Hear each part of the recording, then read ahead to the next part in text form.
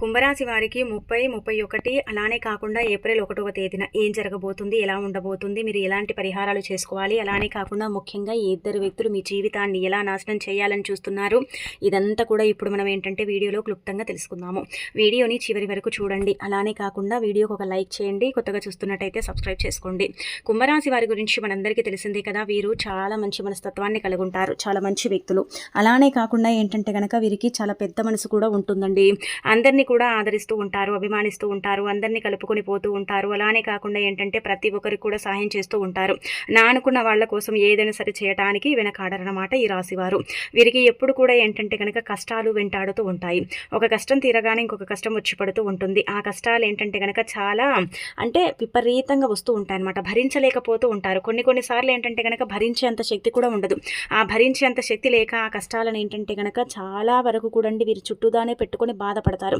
అయినప్పటికీ కూడా భగవంతుడు ఏంటంటే కనుక వీళ్లను అనుగ్రహిస్తాడు కాబట్టి ఆ కష్టాలను ఏదో ఒక రూపంలో ఏంటంటే తీసేస్తూ ఉంటాడని చెప్పొచ్చు. కుంభరాశి వారికి గుండె ధైర్యం ఎక్కువగా ఉంటుంది. ఏ పని చేసినా ధైర్యంతో చేస్తారు. ఎక్కడ కూడా అధైర్యపడరు.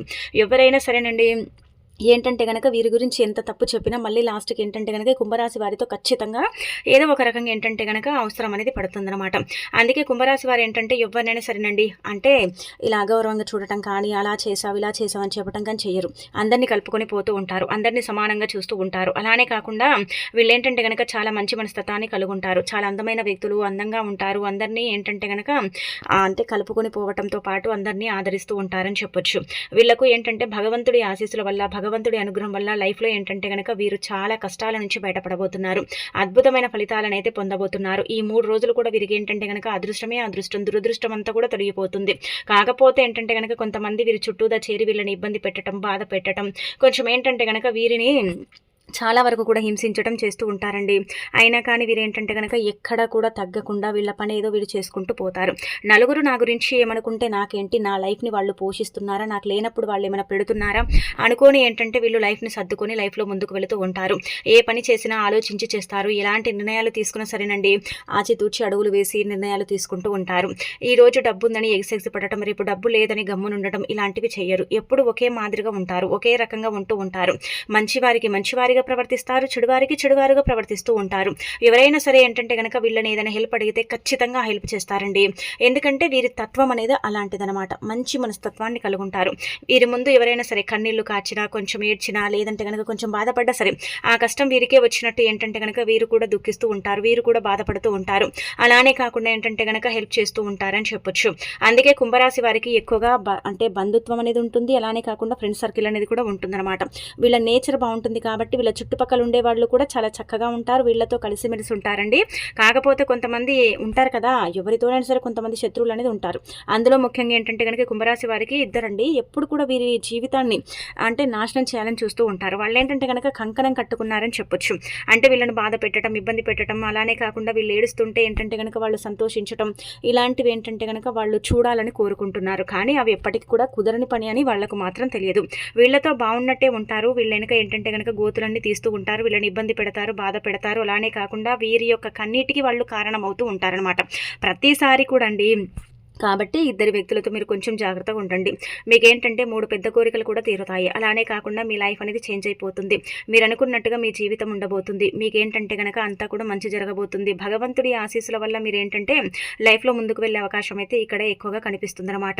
అలానే కాకుండా ఒకటి గుర్తుపెట్టుకోండి, ఎప్పుడు కూడా మీ యొక్క ధైర్యాన్ని అంటే మీ యొక్క ఆత్మవిశ్వాసం ఉంటుంది కదా, దాన్ని కోల్పోకండి. ఎప్పుడు కూడా మీ మనసు అంటే కరెక్టే చెబుతుంది, తప్పు చెప్పదు. మీ మనసు మాట మీరు వినటం వల్ల మీ లైఫ్ మీరు చాలా వరకు కూడా ఎదగగలుగుతారని చెప్పొచ్చు. వీళ్ళకు ఏంటంటే గనక కుటుంబం, బరువు, బాధ్యత ఇవన్నీ కూడా ఎక్కువే ఉంటాయండి. నానుకున్న వాళ్ళ కోసం ఏదైనా చేస్తారని మనం ముందే చెప్పాం కదా, కుటుంబం కోసం కూడా చాలా కష్టపడుతూ ఉంటారనమాట. కుటుంబమే నాకు చాలా వరకు కూడా ముఖ్యం అనుకుంటూ ఉంటారు. అలానే కాకుండా పనిచేసే దగ్గర కూడా మంచి ప్రశంసలు అందుకుంటారండి.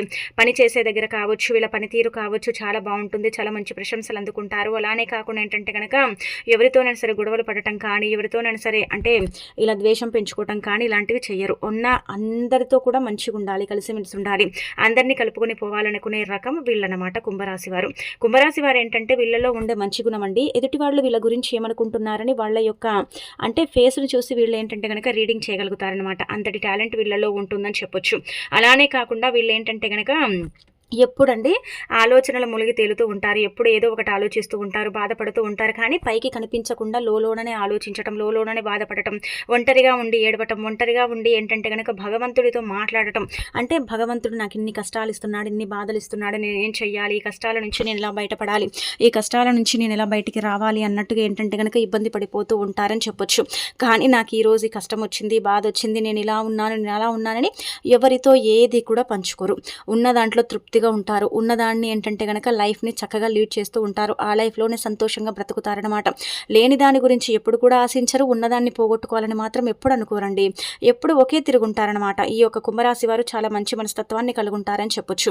ఇక్కడ గమనించుకుంటే ఫ్యామిలీ పరంగా చాలా చక్కగా ఉంటుంది. బంధువర్గం నుంచి కూడా మంచి ప్రశంసలు అందుకుంటారు. బంధువర్గంతో కలిసే అవకాశం అయితే ఉంటుంది. దూర ప్రయాణాలు కూడా పడతాయి. ప్రయాణాలలో మంచి పరిచయాలు ఏర్పడతాయి. ఆ పరిచయాలు ఏంటంటే గనక మీ లైఫ్ని చేంజ్ చేస్తాయని చెప్పొచ్చు.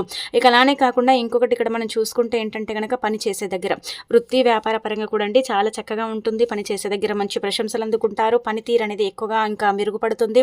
పనుల్లో ఏంటంటే గనక హుషారుగా పనిచేస్తారు కాబట్టి బాస్ నుంచి కూడా మంచి ప్రశంసలు అందుకునే అవకాశం అయితే ఉంటుంది. ఉద్యోగం చేసే వాళ్ళు కూడా బాగానే ఉంటుంది. బదిలీలు అవుతాయి, జీతాలు పెరుగుతాయి. అలానే కాకుండా ఉద్యోగం మీద చర్చ జరుగుతుంది.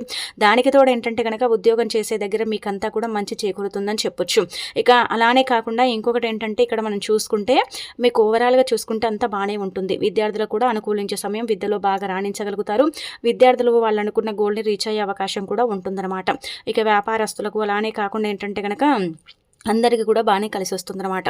ఇక దానికి తోడు ఇంకొకటి ఏంటంటే ఎవరికైతే ఉద్యోగం లేదని బాధపడుతున్నారో, ఇబ్బంది పడుతున్నారో అలాంటి వాళ్ళు గట్టిగా ప్రయత్నిస్తే ఖచ్చితంగా ఉద్యోగం వస్తుందండి. ఈ 3 రోజుల్లో మీరు ప్రయత్నించండి. మీకు ఏంటంటే కనుక ఉద్యోగం వస్తుంది. ఉద్యోగం ఏంటంటే కనుక ఒక రకంగా చెప్పాలంటే కనుక ఆ పరమశివుడి దయ వల్ల కూడా మీకు ఉద్యోగం వచ్చే అవకాశం అయితే ఉంటుంది. ఉద్యోగం చిన్నదా పెద్దదా మనం పక్కన పెడితే ఏంటంటే కనుక ఉద్యోగం అయితే మీకు లభిస్తుందని మనం మీ రాశిని బట్టి అంటే చెప్పుకోవచ్చు. గ్రహాలన్నీ కూడా అనుకూలంగా ఉన్నాయి కాబట్టి, గ్రహస్థితి అంతా కూడా సరిగ్గా ఉంది కాబట్టి మీ జీవితం అనేది పూర్తిగా మారబోతుంది. మీకంతా కూడా మంచి జరగబోతుంది. చాలా అద్భుతమైన ఫలితం అనేది రాబోతుందని చెప్పొచ్చు. మీరేంటంటే గనక కొన్ని అంటే సిచ్యువేషన్లను చూసి అబ్బా రోజు ఇలాగే ఉంటే బాగుండు, మా లైఫ్ ఇలాగే మారిపోతే బాగుండు అనుకుంటారు. కానీ గ్రహాల అనుకూలతను బట్టి ఉంటుందన్నమాట.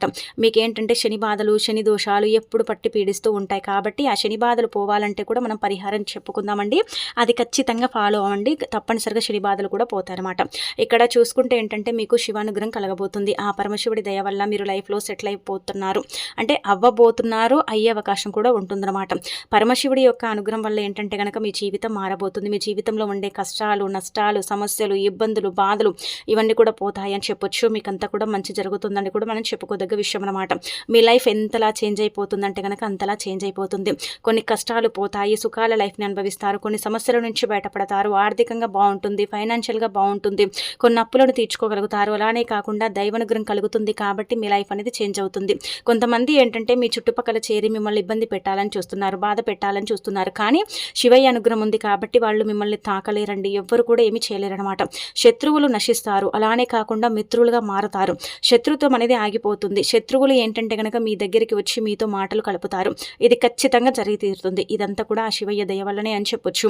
అలానే కాకుండా ఇంకొకటి ఏంటంటే కనుక పరమశివుడి అనుగ్రహం కలగబోతుంది కాబట్టి రేపు సోమవారం ఉంది కదా, 30వ తేదీ మనకు. అయితే ఒకసారి చూసుకొని ఏంటంటే కనుక దగ్గరలో ఉండే ఆలయానికి వెళ్ళండి. శివాలయం కానీ, ఇంట్లో కానీ, ఎక్కడైనా సరే పర్వాలేదు.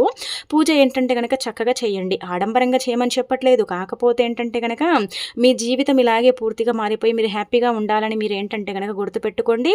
చక్కగా దీపారాధన చేయటం, అలానే కాకుండా ఇంట్లో అంటే ఉదయాన్నే లేవటం, శని బాధలతో సఫర్ అవుతున్నట్టయితే ఒక కర్పూర బిళ్ళను తీసుకొని చేతితో మెదిపి ఆ పౌడర్ని నీళ్ళల్లో కలుపుకొని స్నానం చేస్తే శని బాధలు పోతాయండి. ఇది చాలా మందికి తెలియదు. కాకపోతే శనిని తగ్గించుకోవాలంటే ఇలా స్నానం అనేది చేయాలన్నమాట.